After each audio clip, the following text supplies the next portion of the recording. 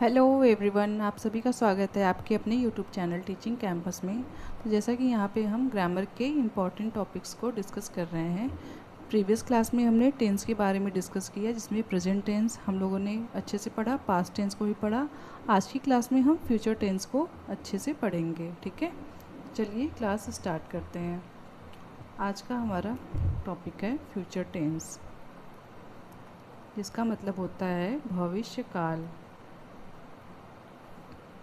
भविष्य काल की बात करें, फ्यूचर टेंस की बात करें, तो ये उन कार्यों को हमें बताता है जो कि भविष्य में होंगे, यानी कि फ्यूचर में होंगे। ठीक है, भविष्य काल। इसके 4 टाइप्स होते हैं, जो कि इस प्रकार होते हैं।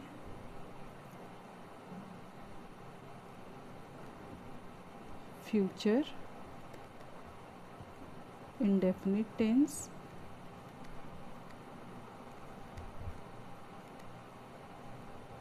Future continuous tense, future continuous tense और फ्यूचर परफेक्ट टेंस,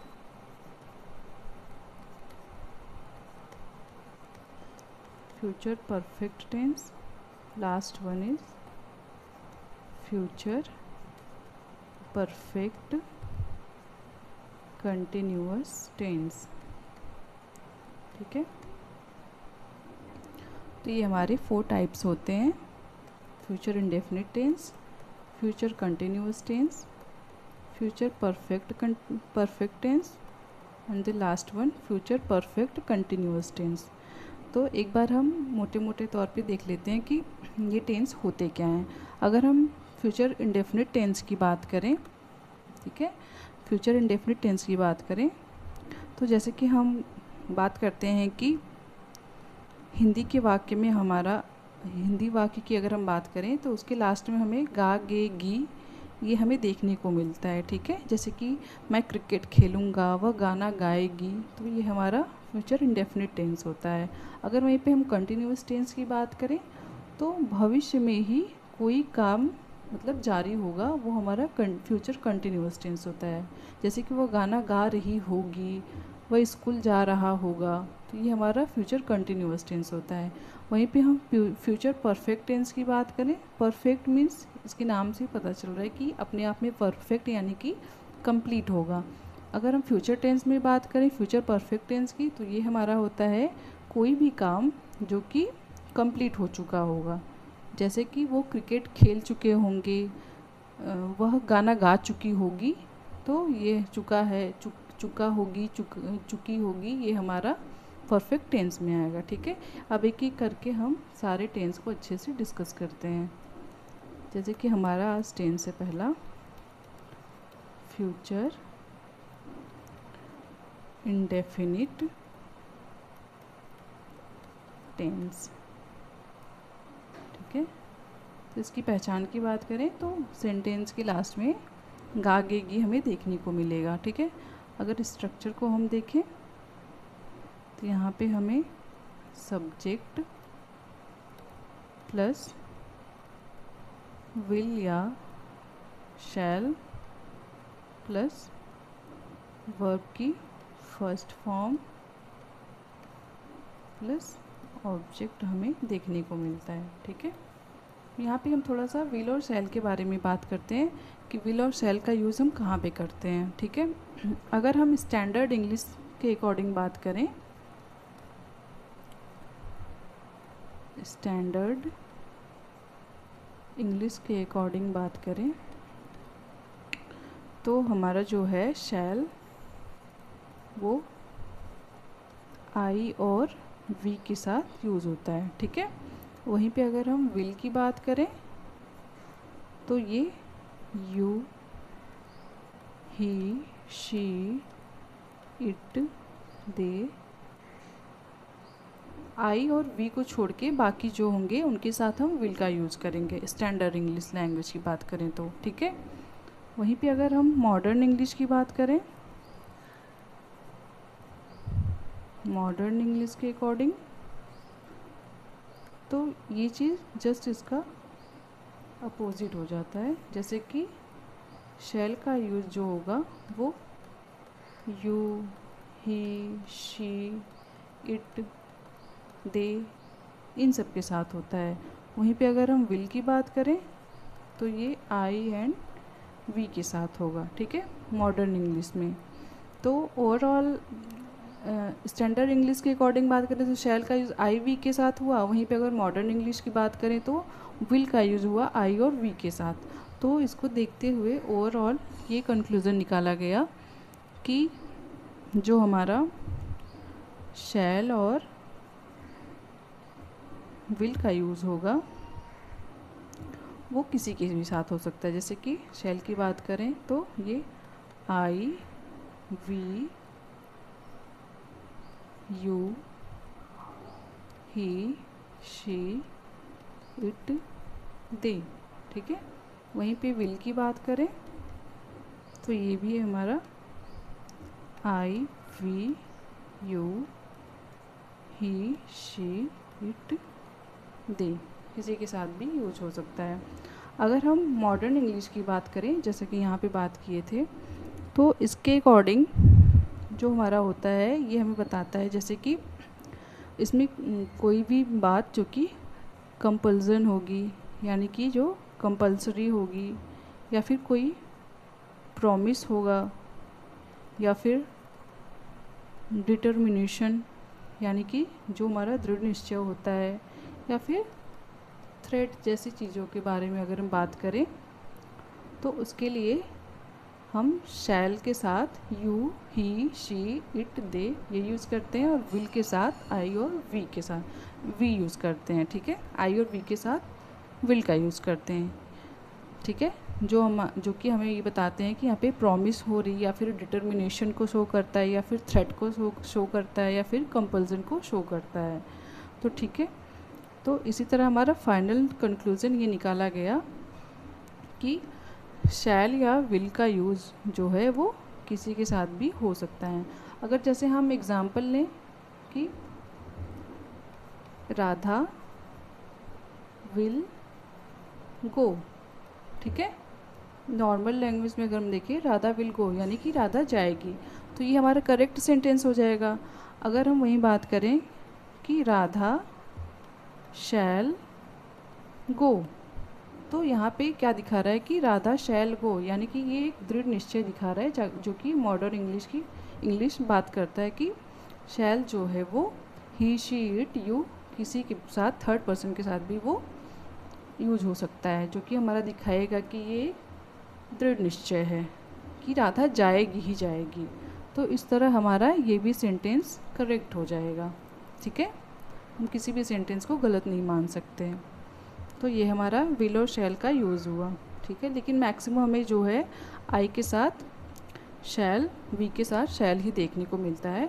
लेकिन अगर कोई कंपल्सन हुआ, दृढ़ निश्चय हुआ, तो ये चीज़ हमें आई और वी के साथ हमें विल देखने को मिलता है, और वहीं पे यू, ही, शी, इट इनके साथ हमें शैल देखने को मिलता है, अगर वहाँ पे हम मॉडर्न इंग्लिश के अकॉर्डिंग बात करें तो, ठीक है। जो कि हमें बताता है कि कंपल्सन, प्रॉमिस, डिटर्मिनेशन या थ्रेट जैसी चीज़ों के लिए हम जहाँ पे बात होगी सेंटेंस में वहाँ पे आई और वी के साथ विल का यूज़ करेंगे, और वहीं यू, ही, शी, इट, दे इन सब के साथ शैल का यूज़ करेंगे, ठीक है। तो अब हम यहाँ पे सेंटेंस स्ट्रक्चर को समझते हैं। अब हम सेंटेंस स्ट्रक्चर को समझते हैं। सेंटेंस स्ट्रक्चर, ठीक है। इसमें हम बात करें पॉजिटिव सेंटेंस की, तो इसके लिए हमारा होता है जैसे मैं क्रिकेट खेलूँगा, वे कल आएंगे, यानी गा, गे, गी ये हमें देखने को मिलता है। तो इसके लिए हमारा जो सेंटेंस स्ट्रक्चर होगा वो होगा सब्जेक्ट प्लस विल या शैल प्लस वर्ब की फर्स्ट फॉर्म प्लस ऑब्जेक्ट, ठीक है। ये हमारा सेंटेंस स्ट्रक्चर हो जाएगा। वहीं पे हम नेगेटिव सेंटेंस की अगर हम बात करें, नेगेटिव सेंटेंस, तो ये हमारा हो जाएगा सब्जेक्ट प्लस विल या shall plus not plus verb की फर्स्ट फॉर्म प्लस ऑब्जेक्ट। ठीक है। अगर हम इंटरोगेटिव सेंटेंस की बात करें,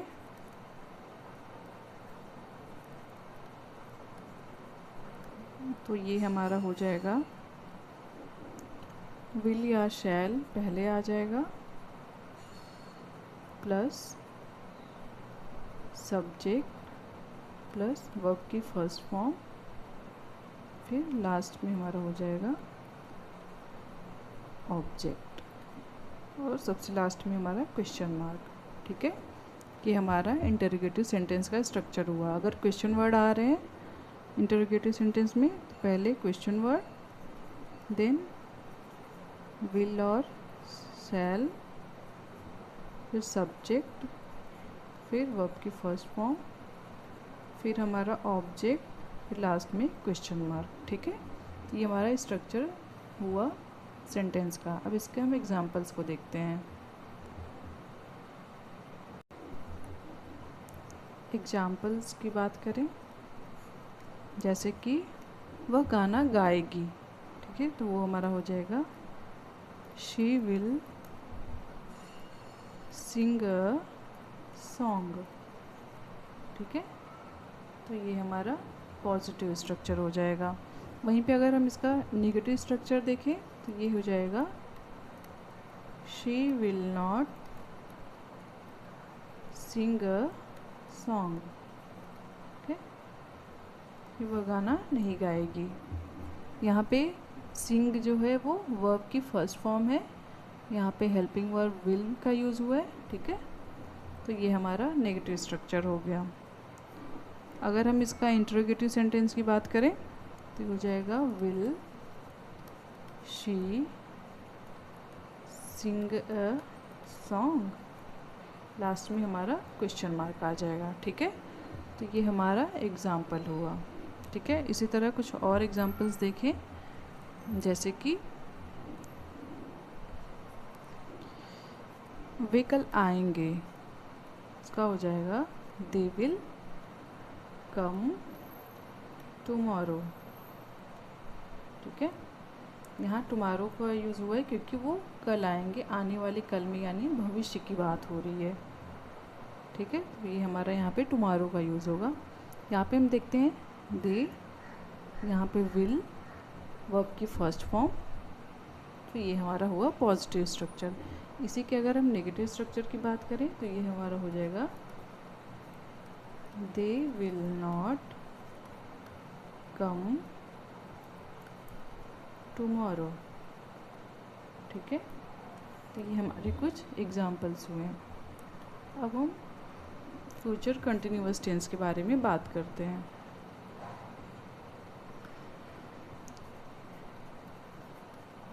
फ्यूचर कंटिन्यूअस टेंस।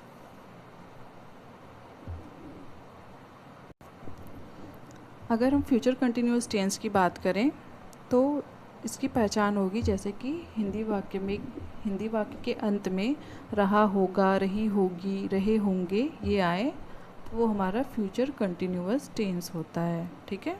जैसे कि रहा होगा, रही होगी या रहे होंगे। जैसे एग्जांपल दें कि वह खाना बना रही होगी। ठीक है।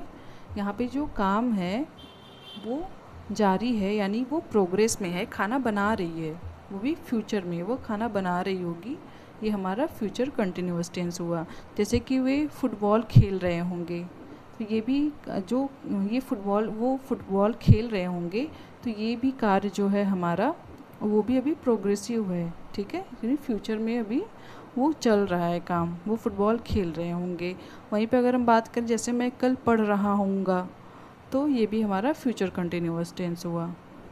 अब हम इसके सेंटेंस स्ट्रक्चर की बात करें तो ये हमारा बेसिकली होता है सब्जेक्ट प्लस यहाँ पे विल बी ऐड होता है प्लस वर्ब की फर्स्ट फॉर्म में आईएनजी ऐड होती है, ठीक है, बाकी अदर थिंग, ठीक है। तो अब एक एक करके इसके हम सेंटेंस को भी देखते हैं। अगर हम पहले सेंटेंस की बात करें जो कि हमारा है पॉजिटिव सेंटेंस, दूसरा है हमारा नेगेटिव सेंटेंस,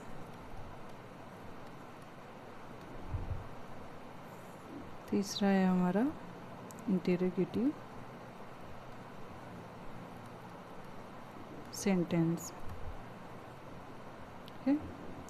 तो पॉजिटिव सेंटेंस के स्ट्रक्चर की बात करें तो ये हमारा हो जाएगा subject plus will be plus verb के फर्स्ट फॉर्म में आईएनजी प्लस हमारा ऑब्जेक्ट, ठीक है। वहीं हम नेगेटिव की बात करें तो ये हमारा हो जाएगा subject plus will not be plus verb की फर्स्ट फॉर्म में आईएनजी देन अदर थिंग्स, ठीक है। वहीं पे हम इंटरोगेटिव सेंटेंस की बात करें तो यहाँ पे जो है वो विल या शैल पहले आ जाएगा। यहाँ अगर हम पॉजिटिव और नेगेटिव सेंटेंस में भी आए तो यहाँ पे विल बी और शैल बी, ठीक है। यहाँ भी विल नॉट बी और शैल नॉट बी, ठीक है। दोनों में से कुछ भी आ सकता है।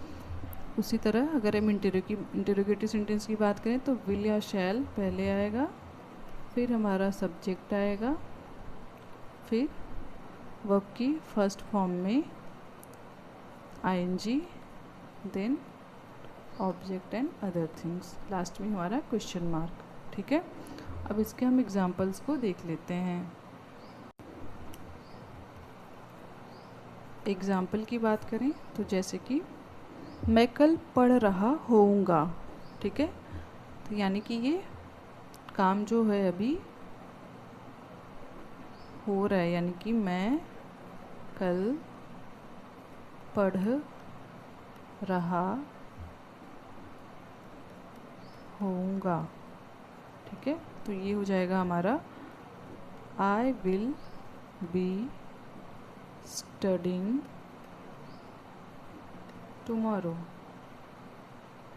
ठीक है। ये हमारा स्ट्रक्चर हो जाएगा।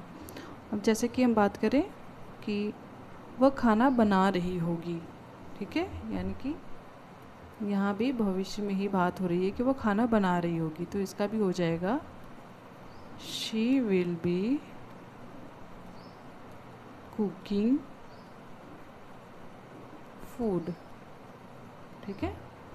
She will be cooking food, जैसा कि यहाँ पे स्ट्रक्चर में हमें देखने को मिल रहा है subject plus will be plus cooking, मतलब कि कुक हमारा वर्ब का फर्स्ट फॉर्म है, इसमें आईएनजी ऐड हुआ जो कि हमारा कुकिंग बना फूड, ठीक है, ये हमारा ऑब्जेक्ट हुआ। अगर इसी के हम नेगेटिव स्ट्रक्चर की बात करें तो ये हमारा हो जाएगा she will not be cooking food, ठीक है। अगर इसी के इंटरोगेटिव सेंटेंस की बात करें तो ये हमारा हो जाएगा विल शी कुकिंग फूड, क्या वो खाना बना रही होगी। तो ये हमारा हुआ फ्यूचर कंटिन्यूअस टेंस, ठीक है। अब हम फ्यूचर परफेक्ट टेंस पे आते हैं। फ्यूचर परफेक्ट टेंस, ठीक है। अगर हम फ्यूचर परफेक्ट टेंस की बात करें तो जो कार्य भविष्य में हो चुका होगा उसके बारे में ये हमें बताएगा, ठीक है। जैसे कि अगर एग्जाम्पल लें, वह पत्र लिख चुकी होगी।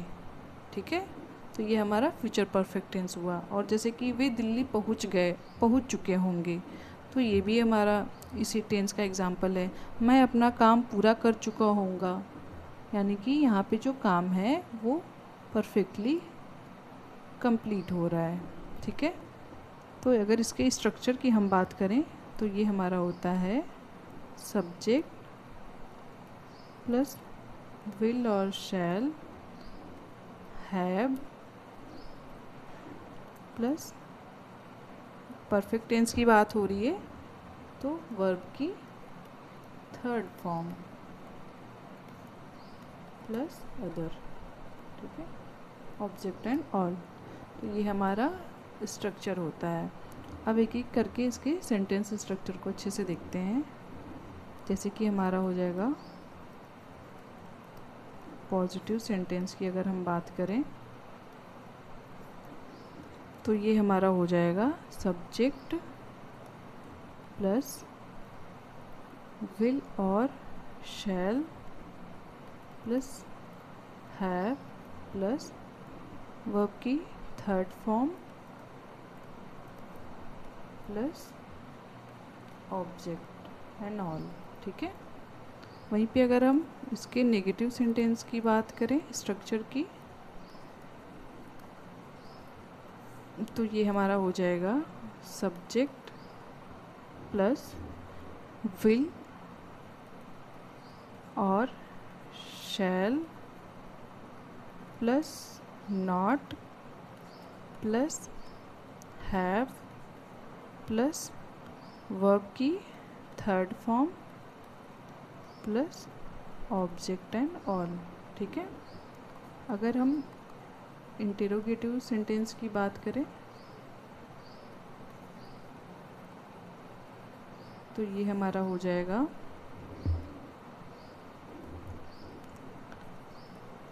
विल या शैल पहले, फिर हमारा हो जाएगा सब्जेक्ट, फिर हमारा हो जाएगा हैव, फिर वर्ब की third form, then object, last में हमारा क्वेश्चन मार्क। ठीक है, अगर क्वेश्चन वर्ड बीच में आए सेंटेंस में तो वो पहले ऐड हो जाएगा क्वेश्चन वर्ड, फिर विल या शैल, फिर बाकी सारे स्ट्रक्चर इसी तरह subject plus have plus verb की third form and then object and all. ठीक है,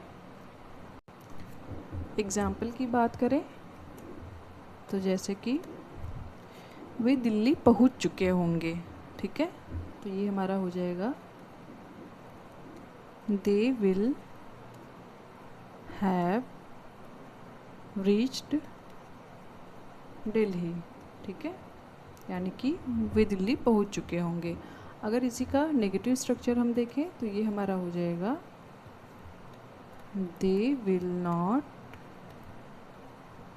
हैव रीच्ड दिल्ली। ठीक है, they will not have reached Delhi. अगर इसी का हम इंटरोगेटिव सेंटेंस देखें तो ये हमारा हो जाएगा will they have reached Delhi. यहाँ पे हमारा लास्ट में क्वेश्चन मार्क आ जाएगा। ठीक है, तो इस तरह से हमारा ये फ्यूचर परफेक्ट टेंस हुआ। अगर हम फ्यूचर परफेक्ट टेंस में बात करें, जैसा कि हमने पास्ट परफेक्ट टेंस में देखा था, उसके एग्जाम्पल से हम बात करें, जैसे कि हमने उसमें देखा था कि डॉक्टर के आने से पहले मरीज मर चुका था। ठीक है, तो वो हमारा पास्ट परफेक्ट टेंस में था कि दोनों काम जो था वो कंप्लीट हो चुका था। अगर उसी तरह हम फ्यूचर परफेक्ट टेंस में बात करें कि जैसे कि जब तक डॉक्टर आएगा मरीज मर चुका होगा। जैसे कि स्ट्रक्चर हम देखें, जब तक डॉक्टर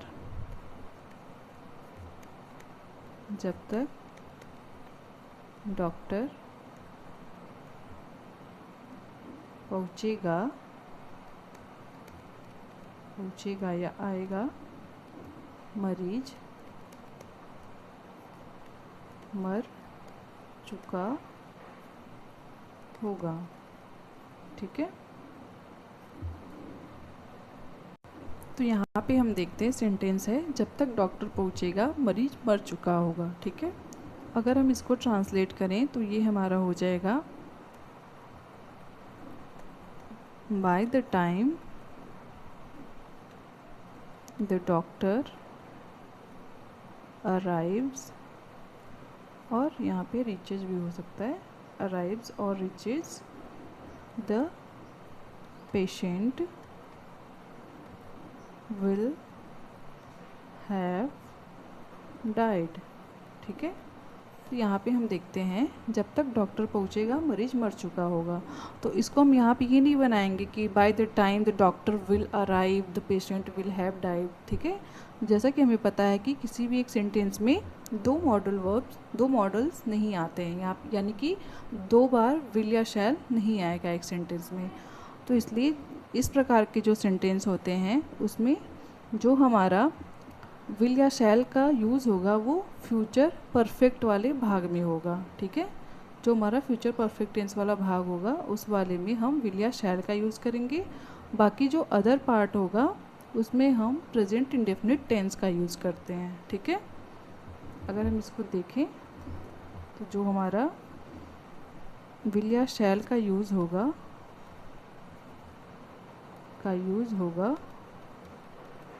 वो फ्यूचर परफेक्ट वाले पार्ट में होगा, ठीक है, वाले भाग में होगा। और दूसरे वाले भाग में ये एक प्रकार का ट्रिक है, जैसे हम समझ सकते हैं कि कैसे हम करेंगे, कैसे हम सेंटेंस को सही से फॉर्म ट्रांसलेट करेंगे, ठीक है। दूसरे वाले में हमारा जो होगा वो प्रेजेंट इंडेफिनिट टेंस का यूज़ करेंगे। तो यहाँ पे हम देखते हैं जब तक डॉक्टर पहुँचेगा मरीज मर चुका होगा, तो यहाँ पे जो मरीज मर चुका होगा ये हमारा फ्यूचर परफेक्ट टेंस है, जैसा कि यहाँ पे हमें दिख रहा है चुका होगा, चुकी होगी, तो इससे हमें पता चल रहा है कि ये हमारा फ्यूचर परफेक्ट टेंस है। तो इसमें हम विल या शैल हैव का यूज़ करेंगे। तो यहाँ पे हमने देखा the patient will have died, ठीक है, ये हो गया। जब तक डॉक्टर पहुँचेगा तो इसका हो जाएगा डॉक्टर पहुँचेगा, ये इसको हम प्रेजेंट इंडेफिनिट टेंस में ट्रांसलेट करेंगे। तो ये हमारा हो जाएगा by the time the doctor arrives. यहाँ पे अराइव्स या रिचेज का यूज़ इसलिए हुआ है क्योंकि ये डॉक्टर हमारा सिंगुलर है, सिंगुलर के लिए हम वर्ब में एस या ईएस यूज़ करते हैं, ठीक है। तो ये हमारा हुआ एक एग्ज़ाम्पल। दूसरा एक एग्ज़ाम्पल देखते हैं, जैसे कि जब तक वे थिएटर पहुँचेंगे शो शुरू हो चुकी होगी, ठीक है। तो इसका हमारा हो जाएगा by the time they will reach the theatre the show will have begun, ठीक है। तो यहाँ पे हम ये देखते हैं by the time they will reach the theatre the show will have begun. जैसा कि अभी हमने बात किया था कि एक सेंटेंस में हम दो बार विल को नहीं यूज़ करेंगे, ठीक है। तो अब इसमें से हमें देखना होगा कि कोई एक विल को हमें हटाना ही होगा। तो हमने यहाँ पे देखा कि जो हमारा विल या शैल का यूज़ होगा वो फ्यूचर परफेक्ट वाले पार्ट में होगा, ठीक है। तो अगर हम इसको हम देखते हैं इस वाले सेंटेंस को, by the time they will reach the theatre the show will have begin. अगर इसको हम देखें तो ये हमारा देता है मीनिंग जब तक वे थिएटर पहुँचेंगे शो शुरू हो चुकी होगी, ठीक है। तो यहाँ पे हम देख रहे हैं कि शो शुरू हो चुकी होगी, तो ये हमारा फ्यूचर परफेक्ट टेंस का पार्ट है और विल या शैल का यूज़ हमको परफेक्ट टेंस वाले पार्ट में ही करना है। तो यहाँ पे हम देखते हैं the show will have begun, यानी कि ये वाला जो हमारा विल है ये हमारा करेक्ट है। जो पहला वाला विल है इसे हम कट करके, जैसा कि हमें पता है कि दूसरे वाली पार्ट को हम प्रेजेंट इंडेफिनिट टेंस में रखेंगे, ठीक है। तो जब तक वे थिएटर पहुँचेंगे तो इसका हो जाएगा by the time they reach the theatre, तो ये हमारा करेक्ट हो जाएगा। तो ये इसका करेक्ट फॉर्म हो जाएगा by the time they reach the theatre the show will have begun, ठीक है। ये हमारा करेक्ट फॉर्म हो जाएगा। इसको हम सही फॉर्म, ये हमारा इनकरेक्ट फॉर्म है, इसको हम सही से लिखते हैं तो ये हमारा हो जाएगा by the time they reach the theatre the show will have begin, ठीक है। तो ये हमारा सही सेंटेंस हो जाएगा। अब हम फ्यूचर परफेक्ट कंटिन्यूअस टेंस के बारे में डिस्कस करेंगे। फ्यूचर परफेक्ट कंटिन्यूअस टेंस, ठीक है। अगर इसकी बात करें तो इस टेंस का जो प्रयोग होता है उस कार्य के लिए किया जाता है जो कि भविष्य में किसी निश्चित समय तक लगातार चलता रहेगा, ठीक है। जैसे कि वह 2 घंटे से पढ़ रही होगी, ठीक है। वह सुबह से काम कर रही होगी, वो 2 घंटे से खेल रहे होंगे।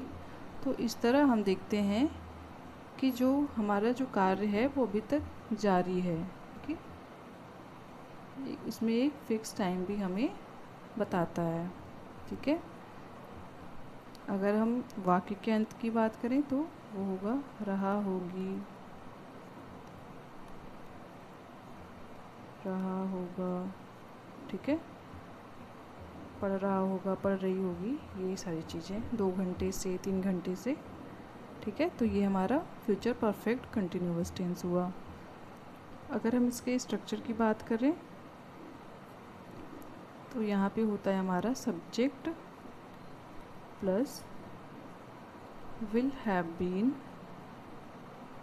प्लस वर्ब की फर्स्ट फॉर्म में आईएनजी प्लस ऑब्जेक्ट प्लस यहाँ पे फॉर या फ्रॉम का यूज़ किया जाता है टाइम के लिए, ठीक है। जैसे वह 2 घंटे से पढ़ रही होगी, ठीक है, 2 घंटे से, तो यहाँ से के लिए फॉर या फ्रॉम का यूज़ किया जाता है।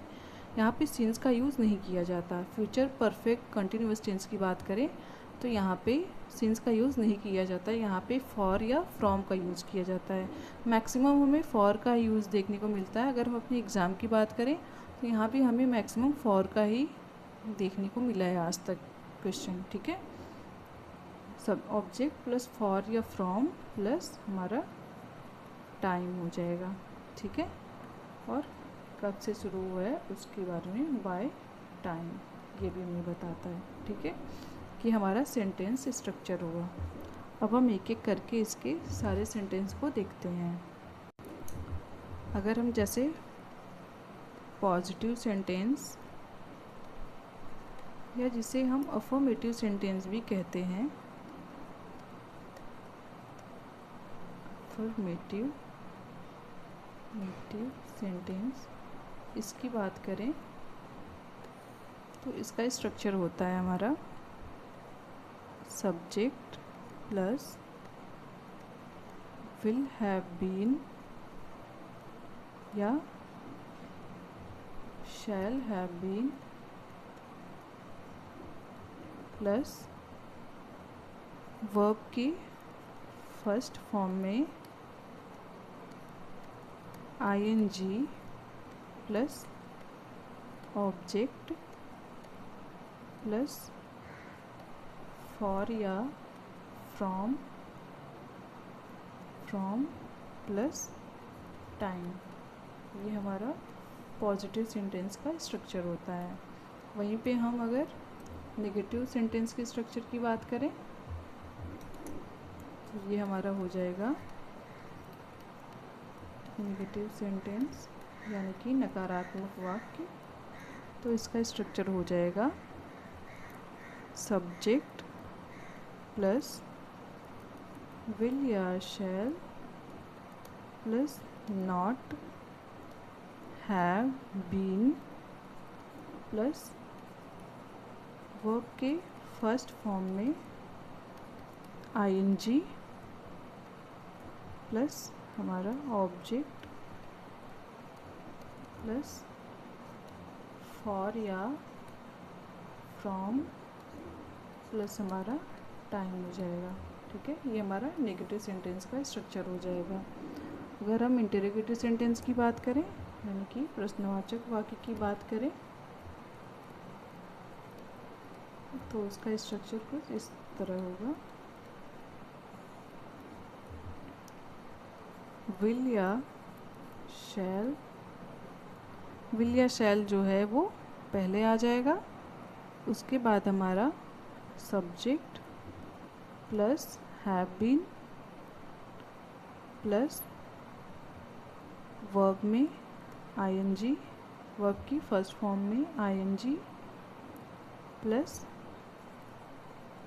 ऑब्जेक्ट प्लस हमारा फॉर या फ्रॉम प्लस टाइम, लास्ट में हमारा क्वेश्चन मार्क। ठीक है, अगर क्वेश्चन वर्ड आएगा बीच में तो सेंटेंस की तो वो हमारा सबसे पहले आ जाएगा, उसके बाद विल या shall plus subject plus have been plus verb में आईएनजी प्लस ऑब्जेक्ट, फिर उसमें समय के अकॉर्डिंग हमारा सिंस, फॉर या फ्रॉम, फिर हमारा टाइम होगा। ठीक है, अब इसके हम एग्जाम्पल को देखते हैं। जैसे कि एग्जाम्पल की बात करें, जैसे हमारा हो जाएगा वह 10 वर्षों से यहाँ रह रहा होगा। ठीक है, वह 10 वर्षों से यहाँ रह रहा होगा। तो इसको अगर हम ट्रांसफॉर्म करें तो ये हमारा हो जाएगा he will have been living here 10 वर्षों से। तो ये एक टाइम, पीरियड ऑफ टाइम को शो कर रहा है, जिसके लिए हम फॉर को यूज़ करते हैं। He will have been living here for 10 years।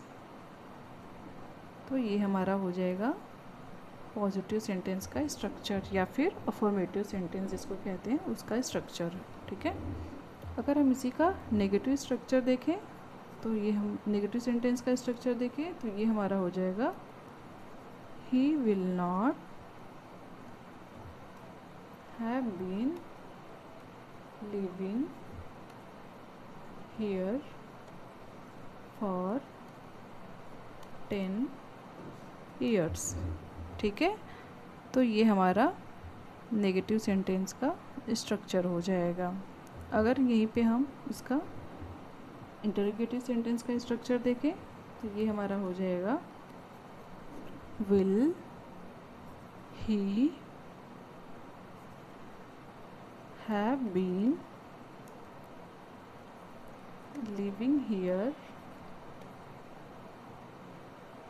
will he have been living here for 10 years।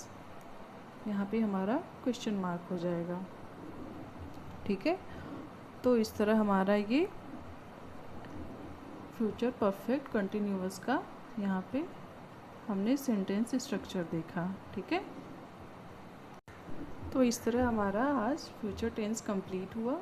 ठीक है, अगर आपको ये लेक्चर अच्छी लगी हो तो इसे लाइक करिएगा, शेयर कीजिएगा और चैनल को सब्सक्राइब कीजिएगा। Thank you.